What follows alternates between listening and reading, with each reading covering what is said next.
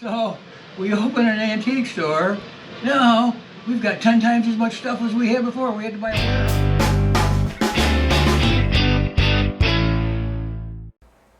The next morning we woke up really early because we had about a 6 hour drive, about 390 miles from Palmer, Massachusetts, where we're staying now, to the bed and breakfast in Cuba, New York to stay overnight before we get to Ravenna, Ohio. So as you'll see here, some drive and some beautiful country in New York.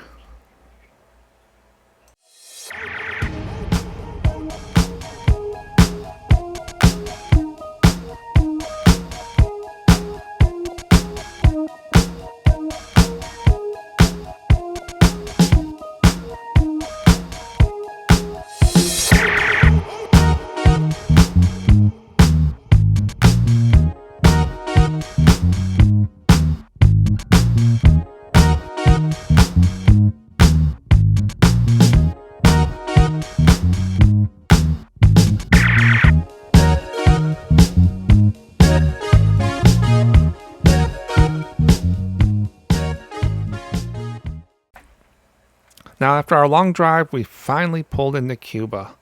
And there's got to be something with this Cuba cheese.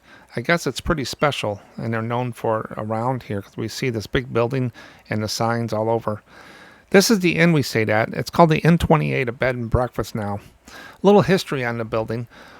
In 1852, Russell Smith built his family mansion, now known as the Inn at 28, for his immediate family. With their notable wealth, the Smith family was a vital part in establishing Cuba, New York, along with General T. Chamberlain. It is said that Smith and Chamberlain were in competition acquiring property in Cuba, with Smith owning most of North Cuba and Chamberlain owning the south in Cuba. The prominent Smith family even attended the inauguration of Abraham Lincoln. Now, this other building coming up on the left here is called the Grocery. It was constructed as a warehouse and hardware store to serve canal travelers. The canal ceased to operate in 1878, and the building became a residence for more of the Smith family before being used as a schoolhouse. They also had other various functions as a grocery store, a gift shop, an apartment building, and several restaurants.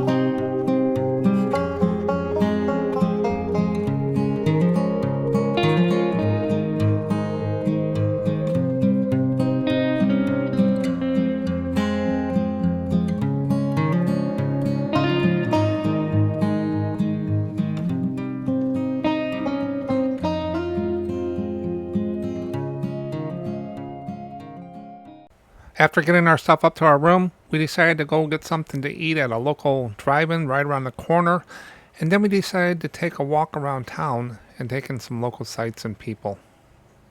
Anywhere you go, you belong. Anywhere you say, anywhere.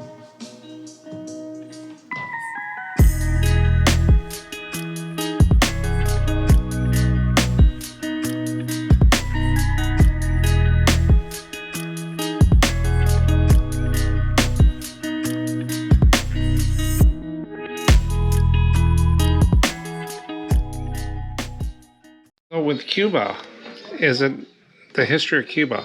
Is it all cheese? No, but cheese certainly was a large part of it for many years. Yeah. Yeah. So we're staying at the inn, the 28 Inn, and that's an old house in town. That was one of the founding fathers' houses. Yeah. So your business here is, what's the name of it, and Hamilton's Antiques. how long have you been here? We've been here 5 years. Yeah. And what do you specialize? Actually, we don't have a real specialty. You got to have a broad spectrum in order to satisfy all of our customers. Yeah. And how can someone contact you? Telephone number is 716-560-8065. Okay. Okay, the most historic highway in the United States is Route 15 from Gettysburg to Monticello. Okay. And we used to, while I was still working, we used to go down make that trip every summer.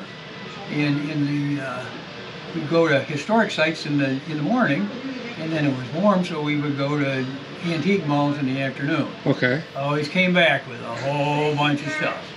Thank you. Okay, Amy, thank you. It was nice seeing you. Nice to see you too. So my wife retired 5 years ago, and the garage is full, the basement's full, everything we got is full.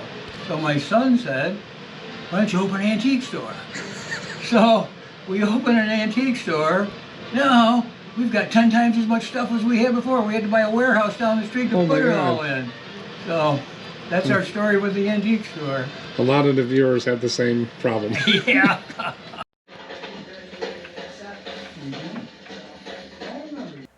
After a good night's sleep, we decided to get up and get going on our way to Ravenna, Ohio, to a very large antique mall. And I'm going to see what kind of postcards they got in there. And I did find some. And at the end, I'll show you some of the ones I found.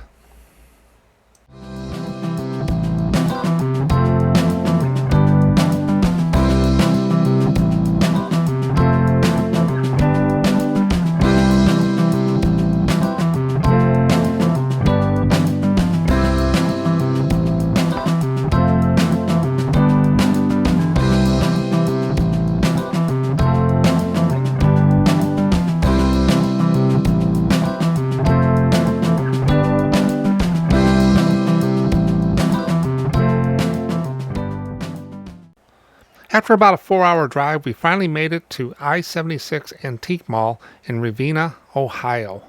This is a 50,000 square foot, 400 vendor mall, and it was just loaded, up and down. One of the neatest things here, they have a lot of glass cases up front where the vendors put their stuff in, and a lot of times you got to chase people down for keys.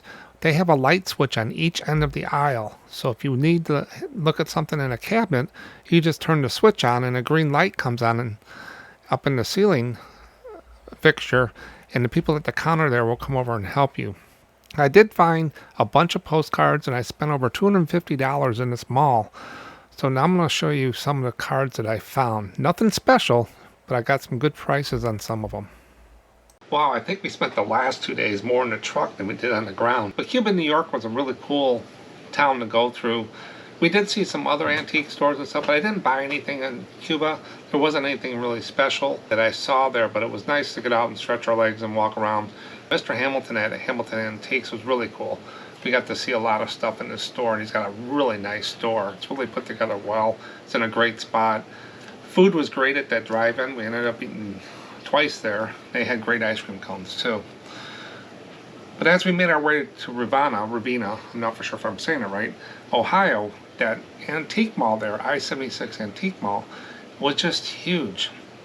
We spent about 3 hours, 3 to 4 hours there, and I was just going up and down finding postcards, these baskets of postcards. They were priced anywhere from 10 cents to $3, $5, 15 cents, $2.19, $2.89, just a bunch of them. And what else I ended up getting is I got a whole stack of these, that size, of those wacky package stickers. Like that one, this one. Now these aren't the garbage pail kids, but they're wacky package stickers. And I got a whole stack of those for probably, I think, 25 cents a card. I got a big old stack of postcards here. I'm gonna go through this stack here with you real quick. But all these are motels, schools, stadiums, different things. So it all averaged out, I would say for sure under a quarter or 50 cents a card, which is a lot better than I did over at Brimfield in the beginning until I bought that big lot. Now I'm going to go through these postcards real quick. I didn't comp any of them. I'm just going to show you some of the variety that I found. And then after I do that, we'll get into talking about the recap video that I'm going to do next. So let me go through these cards real quick for you. So this is the Iran hostages coming back in the 80s is what that one was. I remember that. Horse racing. Got it. Gotta love it. More horse racing. You know, those are $46 cards, maybe more. A stadium. We got this is a felt pennant card. Older one. That's a felt pennant. Got a Army man from 1918 or 1913 hanging up laundry. I've sold this card many times before. It's a Salt Lake City with a little packet of salt there. It's on the car on the salt flats. This is a Econovan one here. This is like a dealer postcard. Here's Mr. and Mrs. Nixon, President Nixon in China. Those always do pretty well. Here's a little Dutch girl in Syracuse. This one's got some creases on it, but it says Syracuse, New York. This is an Israel card from Israel, on the beach in Israel. High school. Gotta have those. Ohio Turnpike, the banner cards, they always sell. I always sell these Cineramas. When I see those, I pick them up right away. And I got this one for 75 cents. That'll sell. Here's Jimmy Carter and Mrs. Carter and their daughter walking down a plank of the thing. Now this one was a motel. It says Foothill Motel and Denny's Restaurant, Auburn, California. Now I worked for Denny's for a long time. I was a regional manager for them here in Chicago. And so when I seen Denny's, it caught my eye. But that was way back in the 80s when I worked there. But I worked there a long time. I ran the one in town here for a long, long time. Won a lot of awards in that company. Randolph Air Force Base, always good. Now here's another pennant card, but it's not felt, it's printed on there. I always pick up the pennant cards. This is, I'm trying to read what it is, Arts Company. This is some company, 1906. It's an undivided back card, 1906, on there. I just thought it was really neat, and I got that card for $1.94. I don't know who priced these things. Rose Bowl. This is a university here. This is the Go Big Red, another stadium. Here's a Sam Galloway Ford dealer card, This is the Daytona Beach where they drove the cars on the beach. I've sold those before. Towers, any kind of fire towers, ranger towers. I always pick up those. Here's a Pocono Mountains banner card, probably from the 60s. Now this one, John from Popeye's Postcard turned me on to this. It's called TV On. When you get a motel, hotel card and they got a picture of the room, look and see if the TV's on. And if the TV's on, people actually collect TV On postcards, so make sure you get in the title. Look right there. Over there. TV is on. The TV's on. Popeye, the TV's on. I got one. I believe you. I believe you. And then I got airplane. Got a bunch of Disney cards. really cheap. I think I paid 75 cents. 75 cents for that one. I think I paid 75 cents for all these. Here's the mouse. We got the President Band. This is Atlanta, Georgia Skyline. I've sold this card too. This is the Academy at the Air Force Academy, the church. Flamingo in Las Vegas. I don't think is that still there? Horse racing. This is another motel, motel. Another motel. Now I picked all these up at Ravenna Mall. In there. Cherry picked these cards. I know I'm going to do them. And of course I got NASA. Paid 50 cents for that. This is world's largest oceanarium, marine land. You know I like fish. Gotta have wood. Redwoods. This is Walt Disney World. This is Navy Training Center, San Diego. Go right with my boats. Here's an older Emerson School, St. Louis, Missouri. 1908. Gotta have the trains. Got that for $0.25. Got this for $0.25. Here's some horses.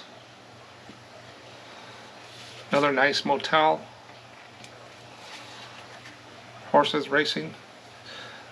Quincy, Illinois. That's down by St. Louis. Older card. Nice Main Street view. This looks like a hospital. This is the Yankee Clipper Hotel. I like these bottom banner cards like that when they put them in the bottom there. So this card was really nice for motel. And look at the sign on that one. So that's just a sample of what I got and all the stuff that I picked up at the antique mall. So never be afraid to really go into antique malls looking for cards. And yeah, you might pay $3 for one card or $5 in them, but you might find some that you only pay 25 cents or whatever for it. I look at it as an average. Whatever the total this trip was. If I spent $10 on a card and then I picked up a whole bunch of other cards for a nickel, it'll just keep bringing it down. So I look at it as an average, but that was from that antique mall. And I took my time in there. About 3 hours, 3.5 hours we were there. And I picked that up. Gonna have one more video after this, because after this we're heading on our way home. And we got about a 7-hour drive home, I think it is. And then, so I'm gonna do another video, a recap of the whole trip. It'll probably be pretty short compared to these other ones. About our experiences, tips for people going to Brimfield, what we picked up, and just stuff like that. But thanks for watching. Make sure you watch all 6 videos. There's probably something in it for everybody. And check out that one from the waitress that I bought that postcard album from. That's an interesting card in there. I'm going to have to figure out what I'm going to do with that card. That's all I got for today. Thanks for watching, and I'll catch you on part 6.